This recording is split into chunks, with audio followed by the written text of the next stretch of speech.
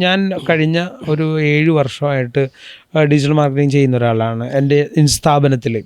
പക്ഷെ പല കമ്പനികളും ഒരുപാട് ഓഫറുകളാണ് തരുന്നത്, പക്ഷെ റിസൾട്ട് വരുമ്പോൾ ഇതൊന്നുമില്ല സത്യത്തിൽ. അപ്പോൾ തന്നെ അതുകൊണ്ടാണ് ഞാനിപ്പോൾ ഇൻഹൗസ് ചെയ്യുന്നത്. അപ്പം നമ്മുടെ നിയന്ത്രണത്തിൽ തന്നെ വരും. എന്നാൽ പോലും അത്രയും ഒരു ഈ പറയുന്ന കമ്പനികൾ ഓഫർ ചെയ്യുന്ന ഒരു റിസൾട്ട് കിട്ടാറില്ല സ്വാഭാവികമായിട്ട്. അതിൽ എന്താണ് ആ ഒരു ഒന്ന് പറയാമോ? അതിൽ ഫസ്റ്റത്തെ പാർട്ട് എന്ന് പറഞ്ഞു കഴിഞ്ഞാൽ നമ്മളുടെ ക്ലാരിറ്റിയുടെ ഒരു പ്രോബ്ലമാണ്. അതായത് നമ്മുടെ ഒബ്ജക്റ്റീവ് പലപ്പോഴും ഡിജിറ്റൽ മാർക്കറ്റിംഗ് ചെയ്യുക എന്നുള്ളതാണ്. ആ ഒരു ഒബ്ജക്റ്റീവിലല്ലാണ്ട് നമുക്ക് എത്ര കസ്റ്റമേഴ്സ് വേണം, ഇപ്പം നമുക്ക് വേറൊരു എക്സാമ്പിൾ എടുക്കാം. അതായത് നമുക്ക് 100 കസ്റ്റമേഴ്സ് വേണം. നമ്മളുടെ കൺവേർഷൻ റേറ്റ് 1% വിചാരിക്കുക. അതായത് ലീഡ് വരുന്നതിൻ്റെ ഇപ്പോൾ പ്രത്യേകിച്ച് നമ്മൾ മെറ്റയിലൊക്കെ അഡ്വർടൈസ് ചെയ്യുന്നവരുടെ 1% കൺവേർഷൻ റേറ്റ് വേണമെന്ന് വിചാരിക്കുക. സോ ലിറ്ററലി നമുക്ക് 10,000 ലീഡ്സ് ഉണ്ടായാൽ മാത്രമേ ഈ 1% മീറ്റ് ചെയ്യുള്ളൂ.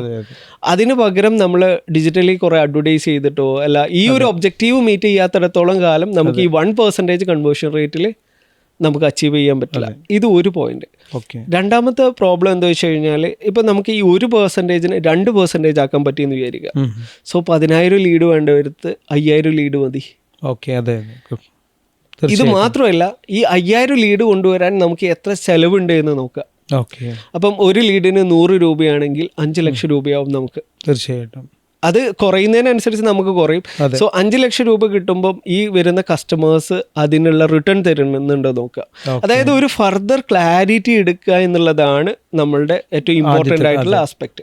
അപ്പോൾ ഇതില്ലാണ്ട് നമ്മൾ കുറേ ഡിജിറ്റൽ മാർക്കറ്റിംഗ് ചെയ്തിട്ട് നമുക്ക് വളരെ വേഗമായിട്ടുള്ള ഒബ്ജക്റ്റീവ് വെക്കുമ്പോഴും അതിന് റിവേഴ്സ് എഞ്ചിനീയറിംഗ് നടത്താണ്ട് നമ്മൾ ഒരു മാർക്കറ്റിങ്ങിലേക്ക് പോകുമ്പോഴൊക്കെയാണ് നമുക്കൊരു പ്രോബ്ലം വരിക. ഇത് നമ്മൾ നേരത്തെ പറഞ്ഞ പോലെ ബിസിനസ്സുകാരുടെ ആ ഒരു ലെവലിലുള്ള അണ്ടർസ്റ്റാൻഡിങ്ങിൻ്റെ ഒരു പോരായ്മയാണ്.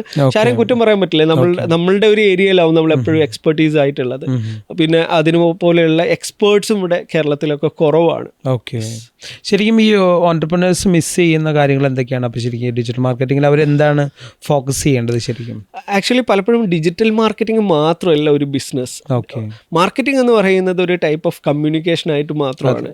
പക്ഷേ ഇന്നത്തെ കാലത്ത് ശരിക്കും പറഞ്ഞൊരു 80% ഡിജിറ്റൽ മാർക്കറ്റിങ്ങിലൂടെയാണ് നമ്മുടെ മറ്റിതര അഡ്വർടൈസ്മെൻറ്റ് മേഖലയിൽ നിന്ന് എടുത്ത് നോക്കിക്കഴിഞ്ഞാൽ ഡിജിറ്റൽ മാർക്കറ്റിംഗ് ആണ് ഏറ്റവും എളുപ്പം ചെയ്യാൻ പറ്റാവുന്നതും ഏറ്റവും കൂടുതൽ ആളുകളിലേക്ക് എത്തിപ്പെടാൻ പറ്റാവുന്നതും അല്ലേ?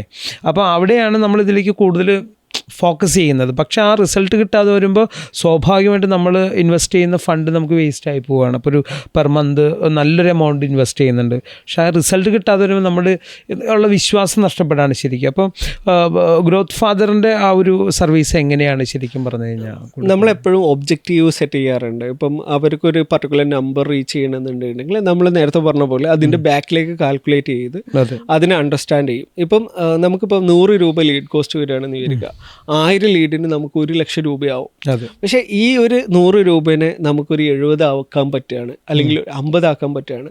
വിച്ച് മീൻസ് നമുക്ക് 50,000 രൂപ അഡീഷണൽ ആയിട്ട് ഇൻവെസ്റ്റ് ചെയ്യാനുള്ള ഓപ്പർച്യൂണിറ്റിയാണ്.